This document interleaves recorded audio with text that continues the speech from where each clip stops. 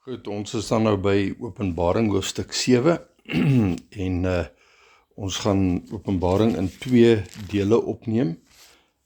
So ons hanteer dan eers van vers 1 tot 8 en daarna sal ons die res saam hanteer. So die eerste vers, ek gaan maar net gou hierdie eerste 8 verse lees en dan gaan ek begin met die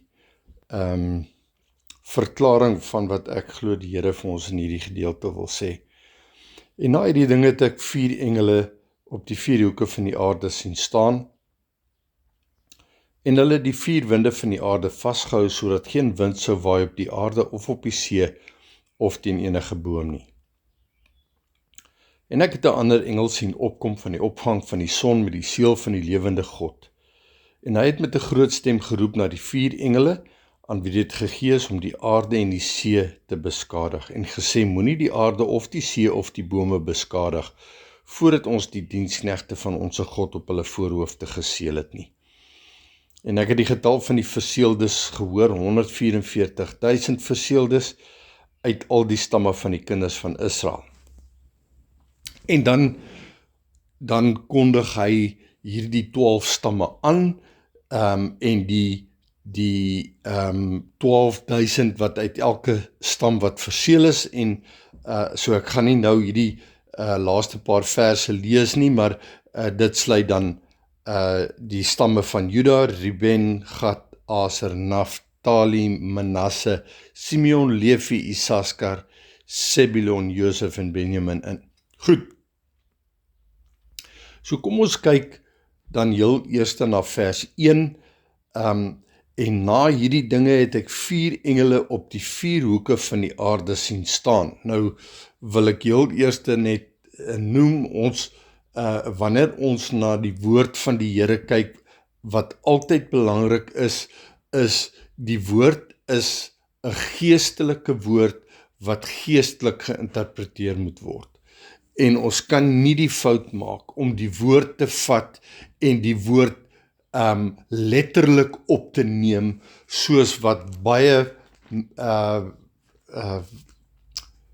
Christene vat die woord van die Here en hulle vertolk die woord vanuit 'n letterlike interpretasie, en dan raak dit 'n geval van om te onderskei wat hierdie goed regtig beteken is as onmoontlik.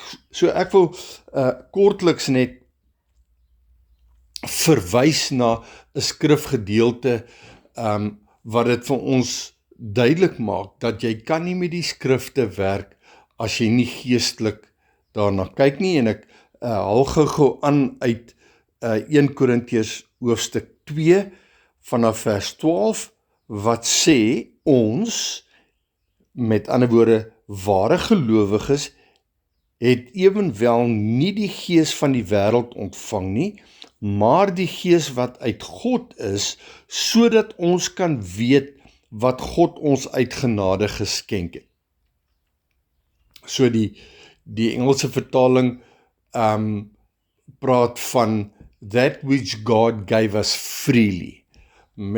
So die woord van God het kosteloos na ons toe gekom, en dan sê hy in 1 Korintiërs 2 vers 13, daarom spreek ons ook nie met woorde wat die menslike wysheid leer nie. Goed, so en dit is wat ek bedoel by letterlike vertolking van die skrifte. Jy kan nie die skrifte vanuit menslike insig vertolk nie. En dan sê hy, maar met die wat die Heilige Gees leer, sodat ons geestelike dinge met geestelike vergelyk, daai woord vergelyk moes eintlik gewees het, beoordeel.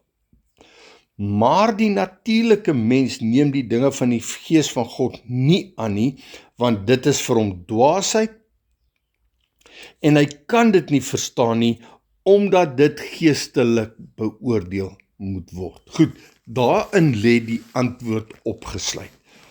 In hierdie gedeelte in 1 Korintiërs 2 sien ons dat jy moet die skrifte geestelik beoordeel. En nou, saam met die geestelike beoordeling, het die Here gesê, Hy het sleutels vir elke begrip wat hy veral in die boek Openbaring, het die Here sleutels gegee. En so kom ek, kyk net gou saam met my na Matteus 16. Matteus 16, en ons lees daar net 'n paar verse, vanaf vers 13 tot 19. En Jesus kom in die streke van Caesarea Philippi, en hy vra vir sy disippels en sê, ek is nou by vers 13, Matteus 16, wie sê die mense dat ek die seun van die mens is? En hulle antwoord, sommige sê dat U is Johannes die Doper, en sommige sê U is Elia, en ander Jeremia of een van die profete.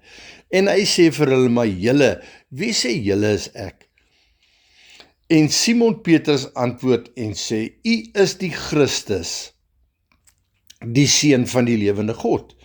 Toe antwoord Jesus en sê vir hom, salig is jy Simon Bar-Jona, want vlees en bloed het dit nie aan jou geopenbaar nie, maar my Vader wat in die hemel is. So wat Jesus hier vir Simon Petrus of vir Petrus sê is, Petrus,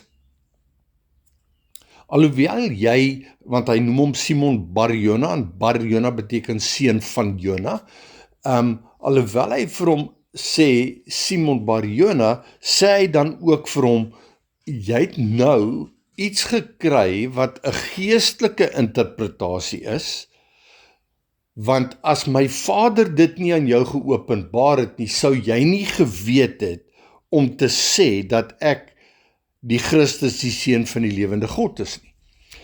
En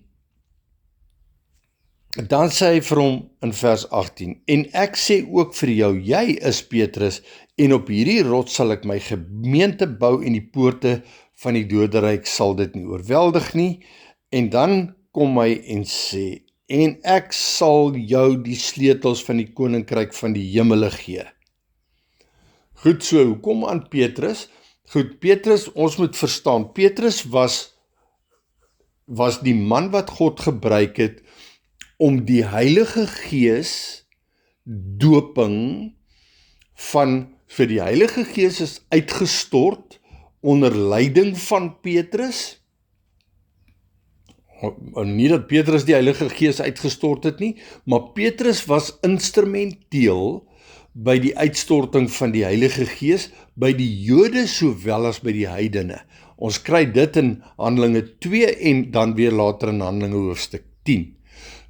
So, daar's 2 uitstortings van die Heilige Gees en daarin is opgesluit wat Jesus vir Petrus sê, ek sal aan jou die sleutels gee. Nou, die sleutel is nog nie die oopmaak nie, die sleutel maak oop. Goed, die sleutel is nie die oopmaak, dit wat klaar oopgemaak is, die sleutels wat gegee word, maak oop. So hy sê, en wat jy ook op die aarde mag bind, sal in die hemele gebonde wees, en wat jy ook op die aarde mag ontbind, sal in die hemel ontbonde wees. Goed, so dit is so wanneer ons dan nou, ek is nou weer terug by Openbaring hoofstuk 7, wanneer ons dan na die sleutels kyk, wat sekere goed oopsluit, dan moet ons vir die Heilige Gees vra, gee vir ons die sleutels, net soos wat Petrus, toe hulle gevra word, wie sê julle is ek, toe sê hy, U is die Christus, die seun van God. Dit was 'n sleutel gewees, want wie sou geweet het, behalwe want niemand het op daardie stadium geweet, dat Jesus Christus, alhoewel hulle hom gesien het as die Messias, het hulle nie geweet, hy is die Christus, die seun van God nie. Goed. En nou sien ons in vers 1 praat hy van die 4 engele op die 4 hoeke van die aarde. So nou moet 'n mens vir jouself vra, wat beteken, ek bedoel die aarde is tog rond, dis nie die aarde is plat en hy het 4 hoeke nie. So die heel eerste ding is, ons moet die aarde onderskei, ons moet die sleutel kry van wat die aarde is en dan moet ons die sleutel kry van die vier hoeke. So die eerste ding is, wat ons moet na kyk is, waaroor gaan die aarde?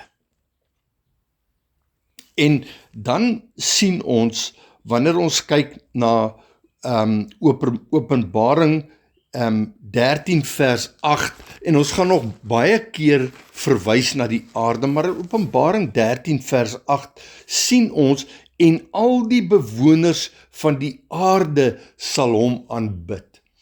Goed, bewoners van die aarde aanbid wie? En dan sien ons, hulle aanbid die dier. Goed, soos wat hy beskryf word in Openbaring 13. So die bewoners van die aarde is mense wat in 'n sekere plek versamel is, wat op 'n sekere manier aanbidding doen.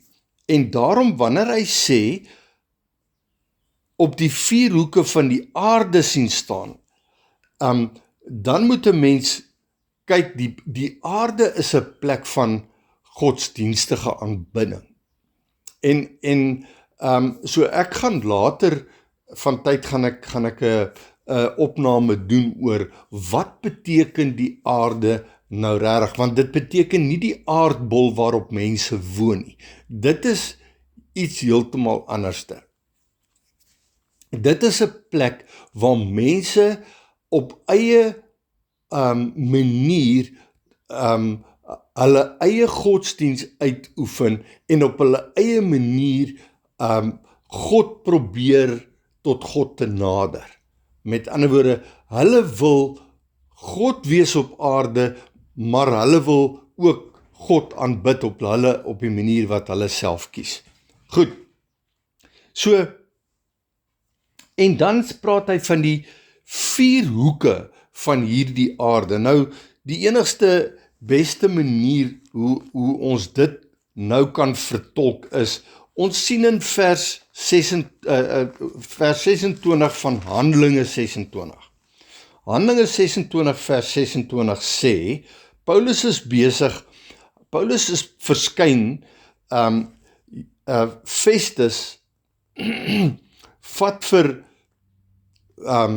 Paulus na koning Agrippa toe, en hy moet voor Agrippa verskyn.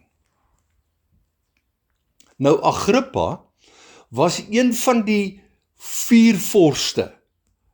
Ons kry die vier vorste waarvan Herodes was 'n viervors, Agrippa was 'n viervors, Herodes se ander broer Filippus was 'n viervors, en so die vier vorste het geregeer oor die Jode in die tyd van Jesus.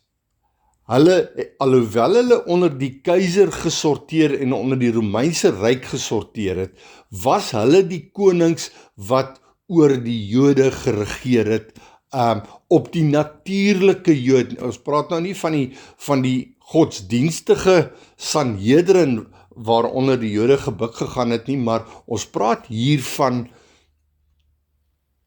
kom ons noem hulle wêreldse konings, wat die Jode bestuur het in die tyd van Jesus, waarvan Agrippa een was.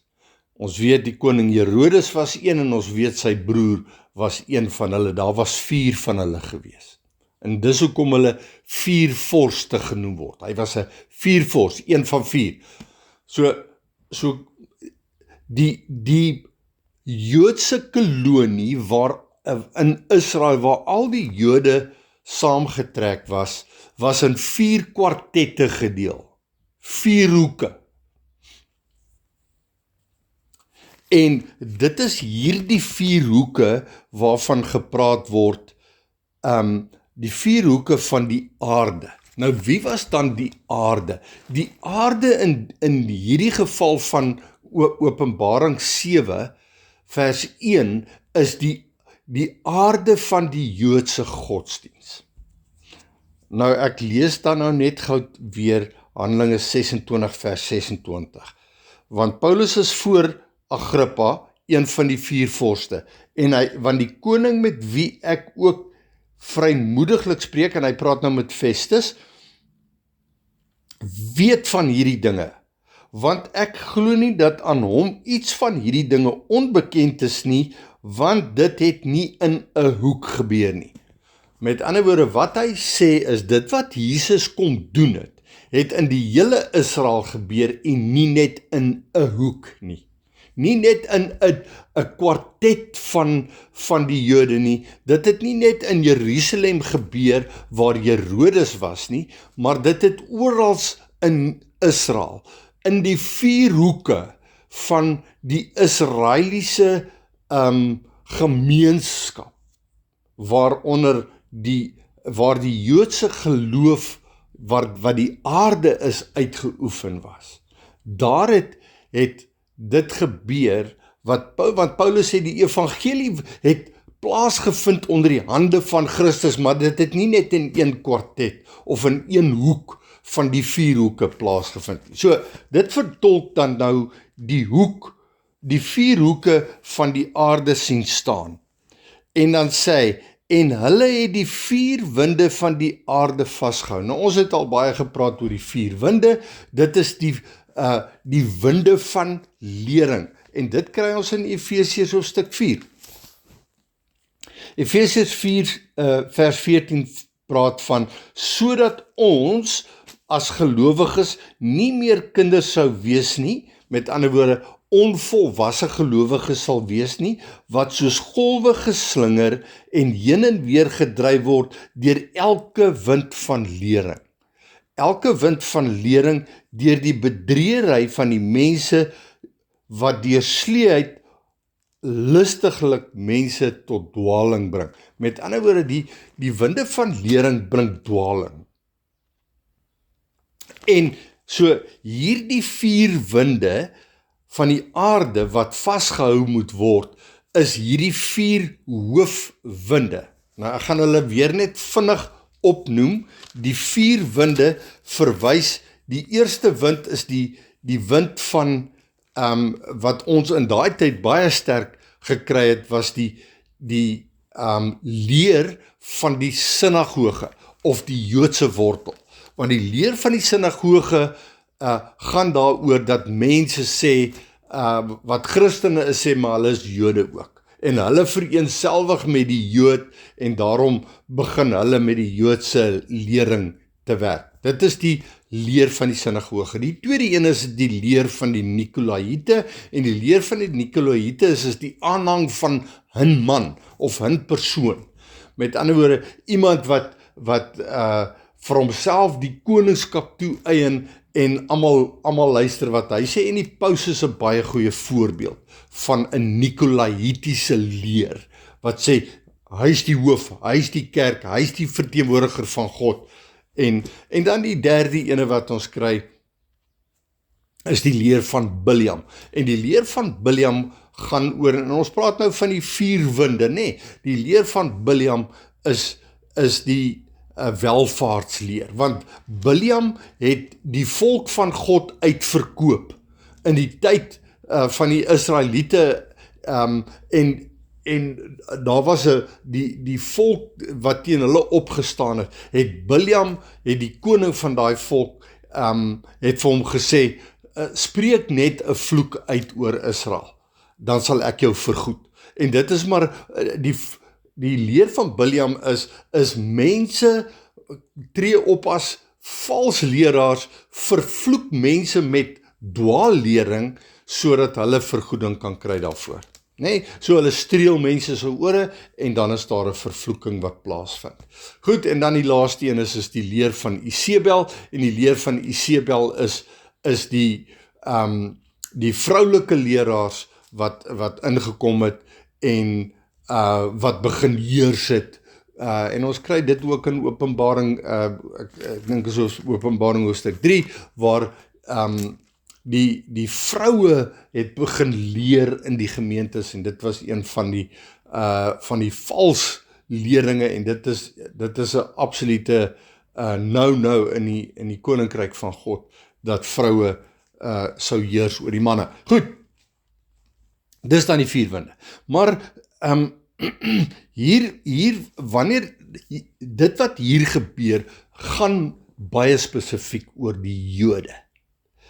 Hulle is hierdie aarde, met ander woorde, onthou, Jesus het gekom, Jesus het die koninkryk kom verkondig, hy het opgevaar, en dan vertrou hy die evangelie toe aan sy disippels, onder andere, en dan ook aan Paulus, en hierdie manne word dan nou die apostels, wat die briewe skryf, vir die gemeentes in die tyd van die Jode wat Christene geword het, en die evangelie gaan van daar af uit na die nasies toe ook. Maar eers was daar gedeel met die Jode, Christus deel met die Jode, en in die tyd is daar geen vals leringe wat gebesig word, wat mense kan mislei nie, en dis hierdie winde wat vasgehou word, sodat geen wind sou waai op die aarde, of op die see, of teen enige boom nie. Nou moet ons die see gou hanteer. Dis ook 'n sleutel, want die see gaan oor, en daar's 'n paar sleutels rondom die see, onder andere Openbaring 12 vers 18, Openbaring 17 vers 1 en Openbaring 17 vers 15, wat praat van die baie waters, en ons weet die baie waters, die see is die baie waters, en die baie waters verwys na nasies, stamme, volke en tale. Nasies, stamme, volke en tale, almal nie Jode. Met ander woorde, die Jode was die aarde, en die nasies, stamme, volke en tale is die see. Goed, en dan sê hy, so, wat hy dan per implikasie sê is, hulle het die valsleringe wat in die Joodse gemeenskap was, onder die volk Israel, het hulle vasgehou, sodat daar geen een van daai valsleringe sou wees onder die Jode, of op die nasies, stamme, volke en tale, of teen enige boom nie. Nou moet ons verstaan waaroor gaan die bome. Die bome gaan oor Jesus sê vir Nathanael, toe hy vir Nathanael die twee broers, twee van Jesus se disippels, kom na Nathanael toe en sê, maar is hierdie nie die Messias nie? En dan sê Nathanael, kan daar enigiets goed kom uit Nasaret uit? En dan kom Jesus by Nathanael, en dan sê hy vir Nathanael, jy's 'n man van geen bedrog nie, en dan sê Nathanael vir hom, u is die Christus, die seun van God, en dan sê Jesus vir hom, ek het jou gesien toe jy nog onder die boom, onder die vyeboom gesit het. So die vyeboom verwys baie spesifiek na die Joodse geloof. En elke boom waaronder die Jode gesit het, was die godsdiens waaraan hy behoort, is sy boom. En so het daar al die eeue heen, tot vandag toe, is daar bome. En daai bome is die bome waaronder mense gaan sit en hulle godsdiens beoefen. Nou, die boom is die skaduwee waaronder ons is veronderstel as gelowiges om onder die skaduwee en onder die vleuels van Christus te wees en nie onder die skaduwee van 'n boom nie. Want jy sien die son van geregtigheid kom uit die hemel uit. En wanneer ek onder 'n boom sit, dan kom die geregtigheid nie op my nie. Want ek skuil onder die boom. Met ander woorde, die godsdiens waaronder ek val, en elke boom is elke vertakking van geloof. So kom ons vat die Jode. Die Jode het hoeveel sinagoges gehad? Hulle het in Israel self sinagoges gehad, selfs tot in Europa al die pad tot in Rome, het jy Joodse sinagoges gekry. En dit is die bome. Dis die Joodse bome. En nou, kom ons trek dit nou na vandag toe. Vandag kry jy ook bome, en so kom ons praat van die katholieke boom. Jy die katholieke boom en dan het hy oral vertakkings. En elke boom het takke. En daai tak, dis hoekom jy praat van as in die kleinhandel praat jy mos nou van daar's 'n tak in Johannesburg en daar's 'n tak in Pretoria en daar's 'n tak in Kaapstad. Kom ons praat nou maar van Pick n Pay het 'n tak hier en het 'n tak daar. Maar die hoofboom is die hoofkantoor van Pick n Pay, is die boom. En elke tak, elke vertakking is deel van dieselfde boom. So die Joodse geloof is die vyeboom en hy het vertakkings oor die wêreld heen, tot vandag toe nog, en dis dieselfde met elke kerk wat glo dat hy is die boom van die waarheid, het sy eie boom en sy eie takke. Goed, so dit verduidelik die bome. Vers 2, en ek het 'n ander engel sien opkom van die opgang van die son. Nou die opgang van die son, is nou weer 'n sleutel. Waar gaan die son op? Die son kom op in die ooste. Right? En wat beteken dit? Dit beteken dagbreek. Dis die breek van die dag. Wanneer het die dag gebreek? Right? So ons weet wanneer Jesus gebore word, dan word hy gebore en dan kom die manne uit die ooste uit. Nee? Die manne wat kom om hulde te bring. So dit het gegaan oor, Christus is die sonsopkoms, maar hy is ook die sonsondergang. En van sonsopkoms tot sonsondergang is dit dag. En Christus is die dag wat gekom het, die lig wat gekom het. So hierdie engel het ek sien opkom van die opgang van die son, vandat Christus gekom het.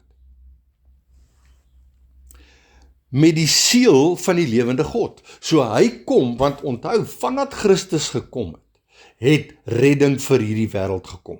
Hy het gekom en hy kom verkondig die evangelie van die koninkryk van God, en so het hy, terwyl hy die evangelie bedien het mense tot redding gekom. En dit hou aan, en aan, en aan. Dit het aangehou onder die leiding van die apostels, en tot vandag toe is die evangelie van die koninkryk van God, wat deur Christus gekom het, nog steeds besig om mense te red. En die dag is aan die gang, totdat Christus weer terugkom, dan is die dag verby. Goed. So, en hy het met 'n groot stem geroep, hierdie engel roep met 'n groot stem na die 4 engele aan wie dit gegee is om die aarde en die see te beskadig. Goed, so hierdie is bose engele met bose magte, maar onthou, wanneer hy praat van 'n engel, dan praat hy nie van een individuele engel nie, want so ons praat hier van gevalle engele, bose engele wat uit die hemel uitgewerp is. Maar elke engel, daar's 'n hiërargie in die engele onder die magte in die lig. En wanneer daar 4 engele is, dan is dit 'n engeleskaar. Met ander woorde, en ons weet nie presies hoeveel engele hier ter sprake is nie, maar op 'n later stadium dan praat hy van 200 miljoen bose magte wat vrygelaat word. So dis etlike miljoene engele wat onder een engel sorteer. So as hy praat van 4 engele, dan praat hy van 4 engele skare aan wie dit gegee is om die aarde en die see te beskadig. Aarde, Joodse godsdiens, see, stamme, tale, volke en nasies. Nee, almal wat aan godsdiens deelneem buite die Joodse godsdiens. Goed, dan sê hy, en gesê, moenie die aarde, so ek is nou by vers 3, moenie die aarde of die see of die bome beskadig voordat ons die diensknegte van onse God op hulle voorhoofde verseël het nie. Goed, nou klink dit asof dit nou 'n fisiese ding is, waar God stuur nou hierdie engel uit wat nou uitgaan en hy gaan nou 'n seël druk op die voorkoppe van mense, maar dit is nie wat dit beteken nie, want die seël op die voorhoofde is onder andere wil ek net kyk na Efesiërs 6 vers 14 wat sê: staan dan vas, julle lendene met die waarheid omgord, met die borswapen van die geregtigheid aan. Nou wil ek net 1 Petrus hoofstuk 1 vers 13 ook lees, wat sê: daarom omgord die lendene van julle verstand. So, wat beteken hierdie verseëling op die voorhoofde? In my voorhoof is die menslike brein ontvang die evangelie wat die woord van God is, en dit gaan in, so my verstand ontvang die evangelie, en dit doen een van twee goed, of dit wederbaar my gees, of dit doen nie. Dit wederbaar my gees of dit doen nie. Met ander woorde, die krag van die evangelie is tot redding. Redding van wat? Van die sielsmens, sodat die sielsmens geestelik gewederbaar word. So dit is wat die evangelie doen, hy wederbaar mense deur die gees.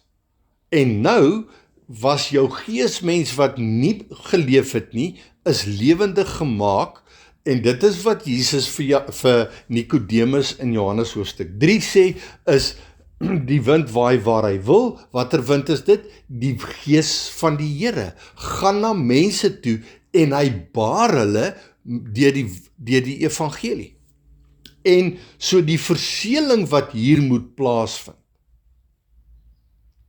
is die Heilige Gees geboorte van mense wat Heilige Gees gebore moet word.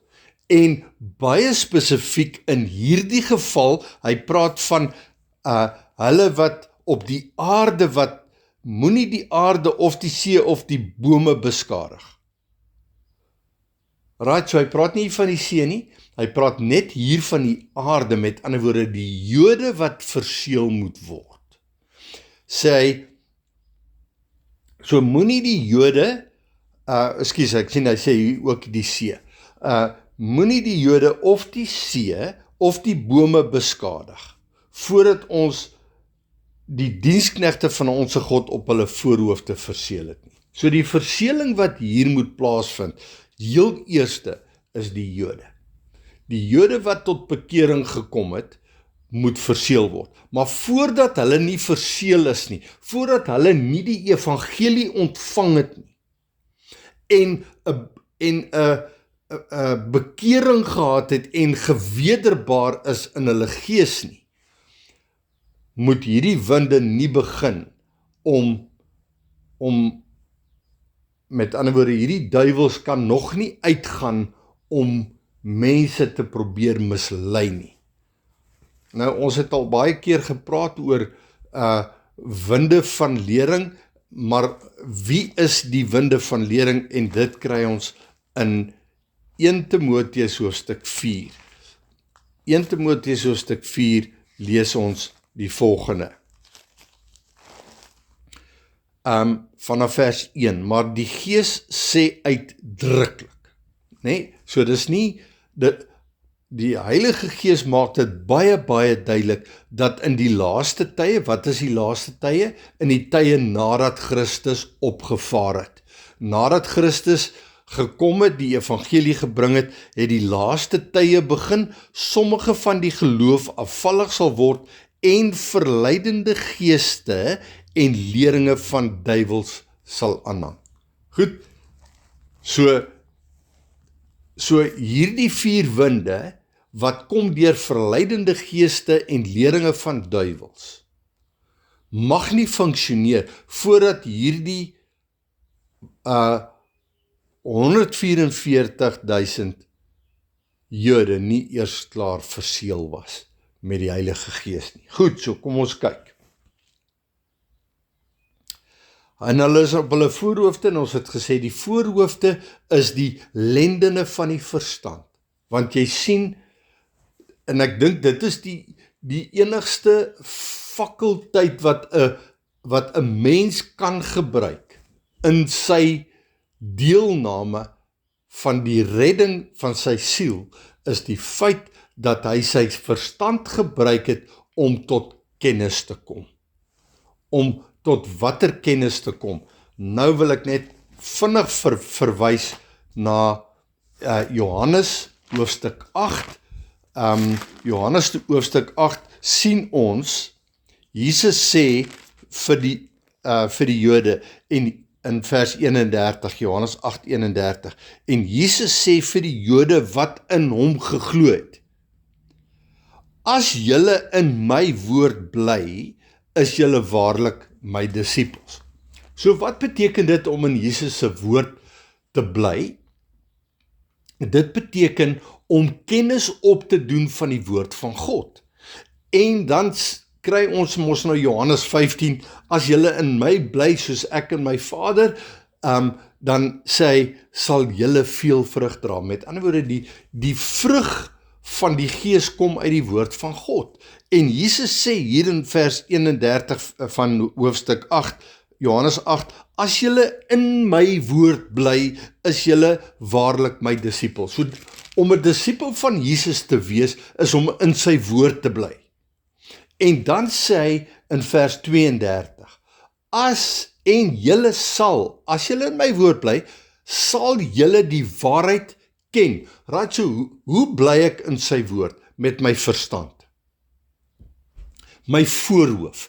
My voorhoof moet gefokus wees, met ander woorde, die lendene van my verstand moet in die woord van God wees. En ek moet my verstand aanwend en kom tot die kennis van die woord van God, en dan sê hy, en julle sal die waarheid ken, en die waarheid sal julle vrymaak. Julle sal die waarheid ken, en die waarheid sal julle vrymaak. Jy sien die meeste Christene glo, redding gebeur met 'n besluit vir Jesus. Bekering, en dan neem ek Jesus aan, en nou is ek gered. Maar die woord sê, verlossing kom alleenlik deur kennis van die waarheid.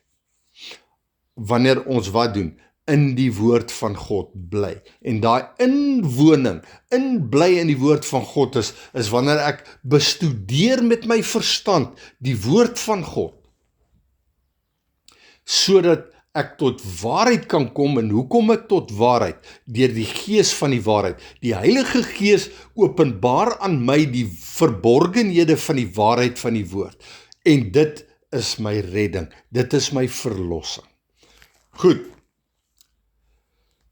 ek is dan nou terug by Openbaring hoofstuk 7, en nou kom hy by die verseëling.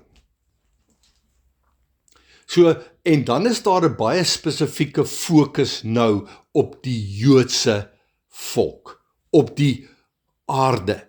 Ons het gesê die Jode in hierdie geval is die aarde. So, dan gaan hy gaan na die verskillende stamme toe. Right? Hy verduidelik dit, so hierdie engel, ek het die getal van die verseeldes gehoor, 144.000 verseeldes uit al die stamme van die kinders van Israel. Met ander woorde, dit is die Jode. En dan sê hy, Juda 12.000, so hy gee nou maar net die name van die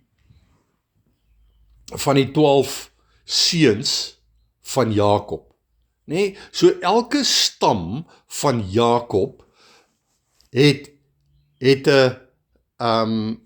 'n spesifieke area wat aan hom toegeken was.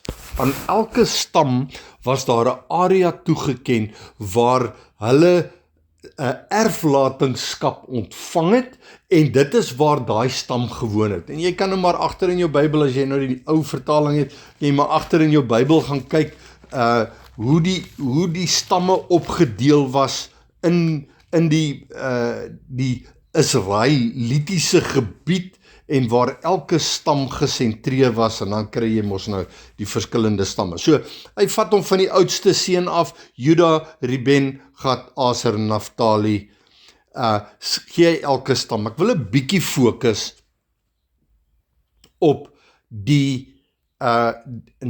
ons kry na Naftali, kry ons Manasse. Nou, een ding wat ons moet weet is dat Manasse was nie een van Jakob se seuns nie. Die een seun wat sy naam nie hier voorkom nie, is Dan, die broer Dan, of die seun Dan. Sy naam kom nie voor nie. In sy naam, in sy plek, is die stam van Manasse. Goed, nou, dis 'n geweldige stuk waarheid wat met baie belang diep studie ontgin moet word. Maar ek gaan dit probeer om dit so kortliks as moontlik, gaan ek probeer om dit te verduidelik.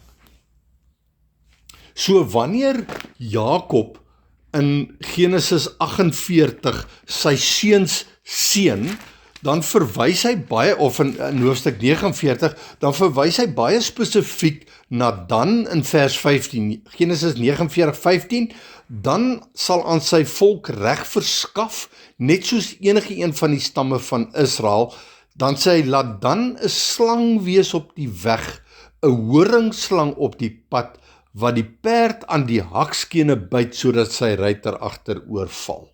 Nou, dit is nie 'n seën nie, dit is min of meer 'n vloek wat uitgespreek word oor Dan. Nou, hoekom ly Dan in hierdie geval, ly hy skade? Nou, ek gaan net teruggaan na Genesis hoofstuk 30. Nou, ons kyk gou vinnig na die verhaal van Jakob, en hoe Jakob na sy oom Laban toe gegaan het, en hoe Laban hom mislei het, en hy het eintlik op Rachel verlief geraak, maar sy aanstaande skoonpa mislei hom, en hy gaan in die tent in saam met Rachel, en toe hy weer die oggend wakker word, toe was Lea langs hom in die bed, en so Lea word sy vrou, en hy moet werk om Lea te kry vir 'n tyd, vir 7 jaar, en toe moes hy weer nog 7 jaar werk, en so Laban gee vir hom al twee sy dogters, gee vir hom Lea, en hy gee vir hom Rachel. Maar jy sien, God het 'n plan gehad, en God se plan was dat hy maak eers dat Rachel geen kinders kan hê nie. Hy maak haar skoot toe, dat sy nie kan kinders hê nie, en Lea begin seuns te kry. En Rachel is later aan moedeloos en gefrustreerd, want sy kan nie kinders hê nie, en ons sien in Genesis hoofstuk 30, dat net soos wat Sarah die fout gemaak het, om vir Abraham te sê om met haar diensmeisie te slaap, doen Rachel presies dieselfde. En ons sien dit in Genesis 30 vers 4, daarop sê Rachel aan haar slaafin Bilha dat Jakob as vrou vir hom gegee moet word. Of dat Bilha vir Jakob as vrou gegee moet word. En dat hy wat Jakob is by haar moet ingaan. Want sy wil deur Bilha, wil sy vir haar 'n nalatenskap verseker, en Bilha het swanger geword en vir Jakob 'n seun gebaar. Toe sê Rachel, God het aan my reg verskaf en my ook verhoor en my 'n seun gegee, daarom het sy hom Dan genoem. Nou, dis baie duidelik, dit was nie God se plan nie, dit was Rachel se plan. Maar God sal uiteindelik sy plan uitvoer soos wat hy sy plan uitvoer, en dan word gebore, en En dan die rede hoekom dit nie in God se oë reg was nie. Die eersteling geboorte moes uit Jakob uit plaasgevind het. Dit kon nie, want ons weet dat Lea se skoot was geopen deur Jakob se eerste seun. En in hierdie geval was dit Juda. Juda maak die skoot van Lea oop, maar Rachel se skoot word nie geopen nie, Bilha se skoot word geopen deur Dan. En daarom kon Dan nie een van die erfgename wees nie. Ons sien dan ook later van tyd in ek wil net gou die skrifverwysing kry, sien ons dan baie duidelik Rigters 18 in Rigters 18 vers 1, dan sien ons dat Dan 18:1 in die dae was daar geen koning in Israel nie, en in die dae het die stam van die Daniete vir hom 'n erfdeel gesoek om in te woon, want tot die dag toe het onder die stamme van Israel geen erfdeel aan hom toegeval nie. So Dan kry nie 'n erfdeel nie. Want Dan is nie 'n erfgenaam op grond van eersgeboorte reg, omdat hy uit die diensmeisie gebore was. En ons sien dieselfde het gebeur met Ismael. Ismael word nie deel van Israel nie. Ismael word nie deel van Israel nie.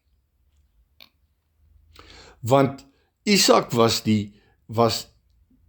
die een aan wie die belofte gemaak was. En daai belofte moes deur Jakob gekom het en uit die eersgeboorte reg, en ons weet dan dat Dan is nie. So nou moet ons gaan kyk, wat gebeur toe met Manasse, dat hy een van die stamme word. En dit kry ons nou weer in Genesis 48. En as jy hierdie waarheid raak sien, dan sien jy God se raadspan baie duidelik raak. Goed. Ons lees Genesis 48 vanaf vers 1. En na hierdie dinge het hulle aan Josef meegedeel, kyk, u vader is siek. Toe neem hy sy 2 seuns, Manasse en Efraim met hom saam. Nou moet jy weet, Josef sy 2 seuns is gebore terwyl hy in Egipte is. Die eerste een is Manasse, die tweede een is Efraim. En hulle het aan Jakob berig gebring en gesê, kyk, u seun Josef kom na u toe. Daarop het Jakob sy krag versamel en op die bed gaan sit. Jakob is sieklik, Jakob is besig om te sterf. En omdat Josef geweet het dat sy pa siek is, kom hy om sy pa te kom groet. En Jakob het vir Josef gesê, God die Almagtige het aan my verskyn by Lus in die land Kanaan en my geseën en vir my gesê, kyk, ek sal jou vrugbaar maak en jou vermeerder en jou tot 'n menigte van volke maak, en ek sal aan jou nageslag na jou hierdie land as ewige besitting gee. Nou dan, jou 2 seuns wat vir jou in Egipte land gebore is, voordat ek in Egipte na jou gekom het, is myne. Right? So in die plek van Dan, eien Jakob vir hom Josef se 2 seuns toe, asof hulle sy seuns is. Hy sê, hulle is myne. En dan sê hy, Efraim en Manasse sal myne wees, net soos Ruben en Simeon. Het is belangrik dat ons die beginsel sal verstaan. Ruben en Simeon is gebore, die eerste 2 seuns wat gebore is uit Lea. En net soos wat hulle die 2 seuns is Manasse en Efraim Josef se 2 seuns, maar Jakob sê, hulle is deel van my erflatingskap. En dan sien ons, en dan gaan ek verder vorentoe, en Jakob is nou besig om Josef se 2 seuns te seën. Dit was nou iets wat dieselfde wat gebeur het toe Isak sy 2 seuns moes seën, het Jakob die eersgeboorte seun reg gesteel van sy broer Esau, en hy het sy pa hier kom bedrieg, nee. Ons lees vers 17, Genesis 48 sê, toe Josef sien dat sy vader sy regterhand op die hoof van Efraim gelê het, was dit verkeerd in sy oë, en hy het die hand van sy vader gegryp, om dit op die hoof van Efraim aftaal en op die hoof van Manasse oor te bring. En Josef sê aan sy vader, nie so nie my vader, want hierdie een is die eersgeborene, lê u regterhand op sy hoof. Maar sy vader weier en sê, ek weet my seun, ek weet. Hy sal ook 'n volk word, en hy sal ook groot word.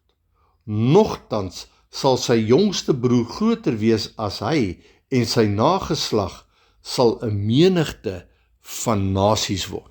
Goed, so kortliks, terwyl Jakob die 2 seuns van Josef seën, staan die een wat geseën moet word met die regterhand, staan uit die aard van die saak aan die linkerkant van Jakob, maar Jakob besef dat hy moet vir Manasse, gaan hy nie die eersgeboorte seun moet gee, en hy moet dit vir Efraim gee. En hy sit sy hande oor kruis. En hy sit sy, en dit is, volgens die gebruik, was dit nie aanvaarbaar gewees, dat dit so gedoen word nie. Maar ons sien, dat Manasse wat die eersgeboorte reg moes ontvang dit nie, maar Efraim ontvang dit. Maar al 2 seuns kry eersgeboorte reg. Want dit is wat hier gebeur is dat die regterhand wat op Manasse moet val op Efraim. En ek gaan dit nou vinnig verduidelik, hoekom was dit nodig gewees, dat die eersgeboorte reg seun dan op Efraim sou val, terwyl albei die seuns seën ontvang het. Maar Josef sê vir sy pa, moet dit nie so doen nie, lê u regterhand op Manasse se hoof, maar sy vader weier en sê, ek weet my seun, ek weet. Hy sal ook 'n volk word. Ek seën hom ook. Ek seën vir Manasse ook. Maar Efraim, die jongste broer, sal groter wees as hy. En hy sal 'n nageslag wees van 'n menigte van nasies. Hy sal die nageslag van 'n menigte van nasies. Ek gaan dit nou verduidelik vanuit, hoekom word Manasse deel van die 12 stamme, wat hier verseël word. Ons sien dit in Openbaring 7 vers 6, sê 12.000 verseëldes, en uit die stam van Manasse 12.000 verseëldes. Manasse word onder die stam, of onder die stamme van Israel gereken as een van die stamme. In die plek van wie? In die plek van Dan. En hier gebeur 'n wonderlike ding, dat God besluit, dat alhoewel hy heel eerste die evangelie na die Jode toe gebring het, bring hy die evangelie deur die Jode ook vir elke stam en nasie en volk en taal. Dit was God se raadsplan van die begin af. En daardie seën, en ons kom in die tweede opname, gaan ek 'n bietjie meer daaroor gesels. Manasse onder die stam van Israel as seun van Josef kry 'n seënreg wat 12.000 verseëldes onder die Jode beteken. Maar Manasse kry die seën onder die Joodse reg, en Efraim is die een wat die seën oorgaan op die menigte van nasies. En dis presies wat Jakob vir Josef gesê het, toe hy albei sy seuns geseën het. Gaan die groter reg tot die nasies gaan oor op Efraim. En Efraim is die stam wat later na die nasies toe, die seën gaan oor op die nasies, en ons gaan, wanneer ek in die volgende opname praat oor die evangelie wat later sou uitgaan verder as van die Jode af, was dit wat hierdie verseeling van die 12 stamme betref het. 144.000 van die Jode word verseël, en hulle is die eersgeborenes van Christus, wat die evangelie eerste ontvang het, wat gered was, en wat die evangelie moes vat na die nasies toe. Nou, hoe het dit gebeur? Wat het God gedoen? Ons ken dan die geskiedenis vorentoe, dat 70 jaar na Christus, met ander woorde min of meer tussen 37 en 40 jaar nadat Christus opgevaar het, kom die Romeine in Israel in, en hulle vernietig die stad Jerusalem, die stad Jerusalem, en hulle vernietig ook die tempel, en al hierdie Jode wat gered was, wat nog in Judea en omtreke was, vlug vir hierdie aanval wat geloods word, waar die Jerusalem vernietig is, vlug na die nasies toe. En ons gaan weer in Openbaring 12 daarna kyk. Hulle vlug na die nasies toe. Hoekom het hulle gevlug na die nasies toe? Dit was God se manier om die evangelie. God wou verhoed dat al hierdie verseeldes gedood word. En hierdie verseeldes word weggevoer na die nasies toe, sodat die evangelie ook na die nasies toe kan gaan, deur die hande van die verseelde Jode. Al die geredde Jode kon toe na die nasies toe versprei was, en hulle was na elke nasie toe, oor die wêreld was hulle versprei, en hulle die evangelie saam met hulle gevat.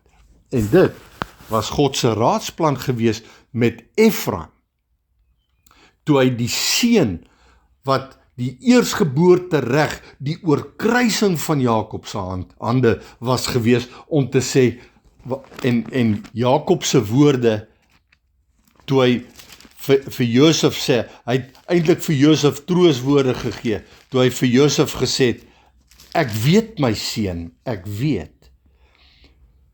En hy sê, maar sy vader weier en sê, ek weet my seun, ek weet.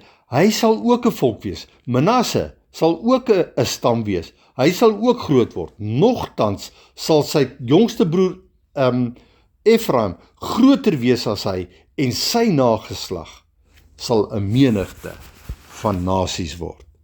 Amen.